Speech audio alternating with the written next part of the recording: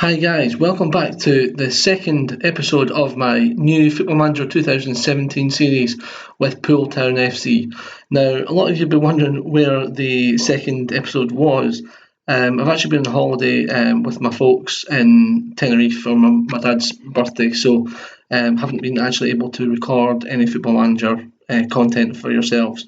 So, first of all, just want to apologise for that. Secondly, coming back to the UK, so I'll be able to upload a lot more content, a lot more regular content for you guys, which I hope you'll appreciate, and hopefully we'll get this Poole Town FC series up and running, and hopefully take them up through the divisions. So without further ado, today's episode's going to all be about tactics and training. What I'm going to do is I'm going to take you through the tactics, see what we're doing, and some of the sort of custom training regimes I do for the players that we've got. So without further ado, let's get straight to the tactics board.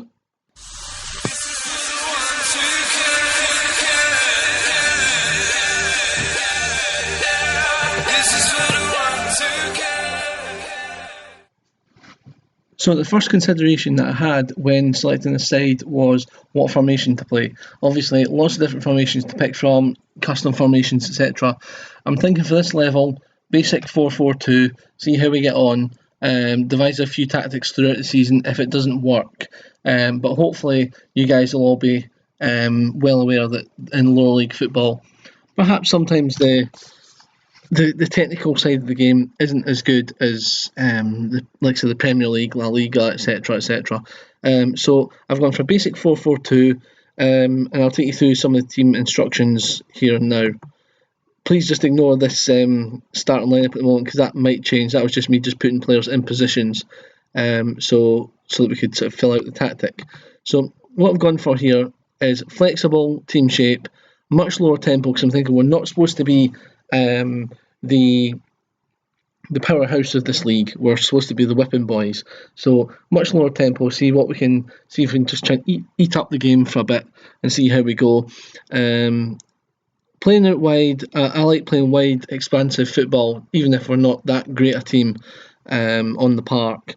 Sitting slightly deeper, and this is it's just a first tactic to see how well we do in pre-season. If it's clearly not working, then obviously we'll start looking at different tactics and different ways of playing. Prevent shorter goalkeeper distribution and closing down much more. I like those because I like a pressing game, even if you are on lower tempo. I do like to see my players closing down the opposition. I've gone for exploit the right flank because obviously we've got Balbegi out there and he's one of our danger men out wide, and I just think that exploiting him, giving him the ball more often than not, will lead to good chances.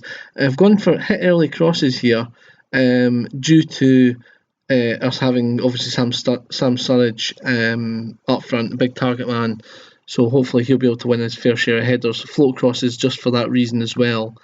Gone for stick to positions because I don't want to overburden the players too much at the moment and be more disciplined. I like seeing a disciplined team, a team that knows exactly what they're doing, has their own roles and doesn't deviate from that.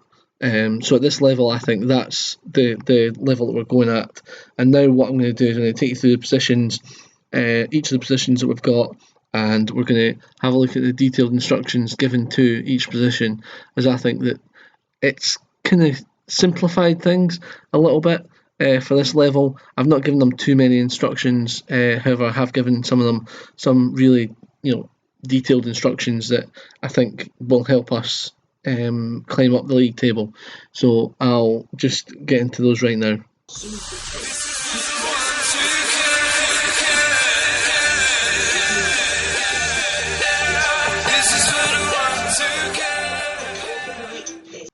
Swing goals, what we're going to do is, as I've said previously, we're going to have Nick Hutchins in goals, which is excellent for us. And so what I'm going to do is, with him, because as you can see from his attributes, his throwing is 3 out of 20, which isn't great. Kicking's a wee bit better at 8. However, I don't really think that's going to be troubling anyone anytime soon. So I'm going to instruct him to take long goal kicks as long as he can, because just get it as far away from our goal as possible. Slow pace down again, that goes with the team philosophy of slower, lower tempo. And distribute to target man, because obviously we've got Sam Surridge up there. I was thinking about over opposition defence, but I think that might be a little bit too ambitious with the kicking attribute that he's got. So that's what we're going to go with for the goalkeeper. Goalkeeper on defend, just plain and simple. Don't do anything silly. No Bruce Grobbelaar or Rennie Higuita kind of heroics or misery compilers. That's definitely what we don't want to be doing. So that's the goalkeeper. Now moving on to the two fullbacks.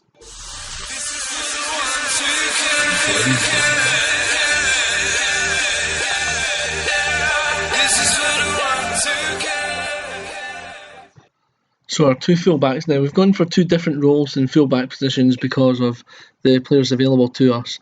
We have Lewis Lindsay, who is going to be playing as the standard fullback on defend. Nothing spectacular here. Just get instructions to stay wider, run wide with ball when he's got the ball, dribble less, shoot less. I think that's the wisest option. Aim cross for the target man and try and cross as many times as you can. Because obviously if he hits up to Sam Surridge, there's a real chance, and more direct passing, because I don't want to be overburdening the middle players with loads of passes from the full-back. So then on to Will Spetch, playing at left-back. Again, he's now a defensive full-back on defend because he's a more defensive-minded player, maybe not as good going forward. So again, I've just said pretty simply, stay wider when our team's got the ball, and run wide with ball when you've got the ball, and the other kind of things are kind of default to that defensive fullback position. So that's the basis around how our fullbacks are going to play.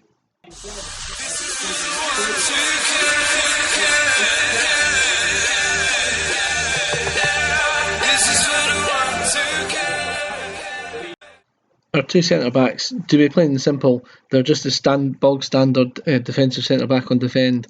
No specific player instructions.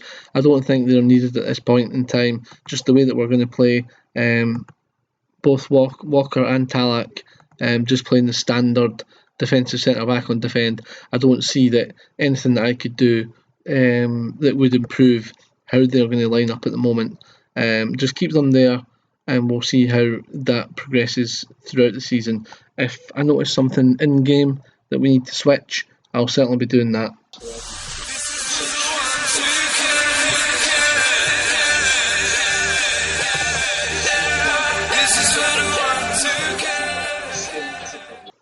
Our two wingers now, I say wingers, they're midfielders, wide midfielders, but we're playing them in the winger role just to give us some more firepower when needed.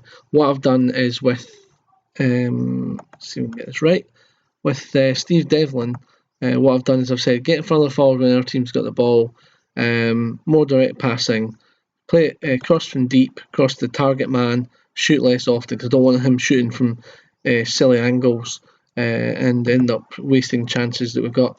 Balbegi, who's the more skillful of the two, I feel that he's got more chance. So what I'm saying is, obviously, get further forward, more direct passing, but crossing the byline, because I think he's got a better chance of getting to the byline, getting crosses in for our target man, to see how he can progress with that, and see if he can create more chances on goal for our big target man Sam Surridge and Richard Gillespie also. So hopefully that'll work out, and now we'll move on to the centre midfield.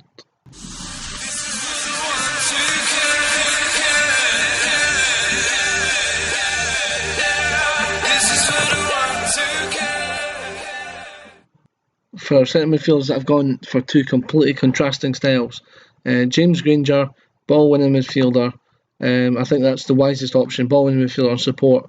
He's certainly more adept at playing that role than anyone else in the team. I've just basically instructed him to hold position, so we don't want to be losing out on the ball if he goes forward and then we've got no one to cover. So more direct passing, shoot less often, dribble less. I think that's just the wisest option for our team going forward. That combined with Pettifer in midfield, who's going to be the more creative of the two, I feel. Playing central midfielder on defend, so we're not pushing as much forward. However, he will be playing more risky passes, as I feel like he's got more chance to unlock the defence. And if he manages to find one of the front two, then passing in nine's not great, but it's okay for this level. Then I think that role could be complete for this team. So now we move on to the final two positions, which is the two strikers.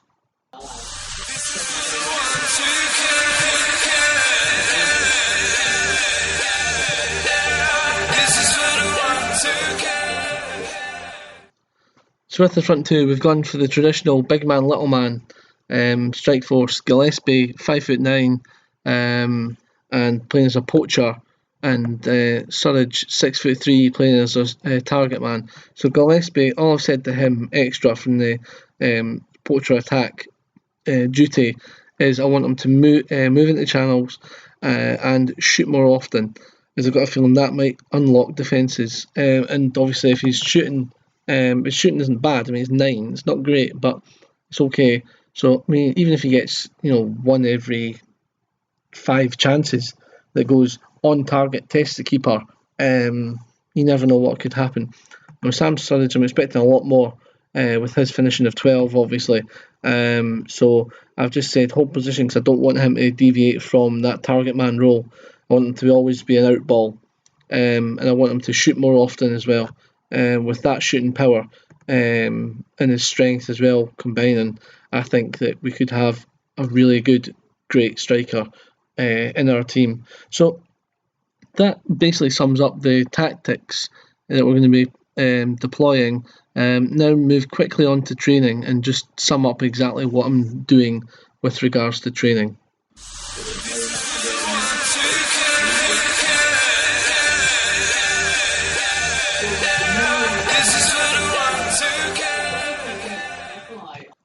With team training, it's fairly straightforward. For the first part of pre-season, I do like to do fitness training on high, just to try and get the match fitness up and really try and build up some fitness, because at this level you need plenty of stamina, you need plenty of fitness, you need players to be sharp, and everyone needs to be ready to be placed in the team, because quite frankly at this level there's so many games that you just need everyone to be fresh and fit and ready. So that's why the high fitness early on. Obviously we'll change that throughout the season to focus on other areas, but at the start in pre-season I think it's very, very vital that we concentrate on fitness.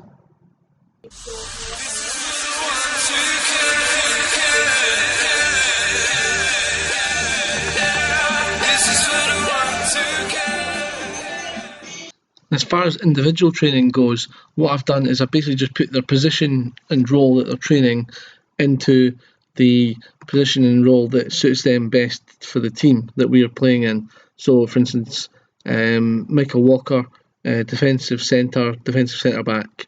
I think that's just the wisest option. Just now, I've not put any additional focuses on just yet. I've not put any new player traits on.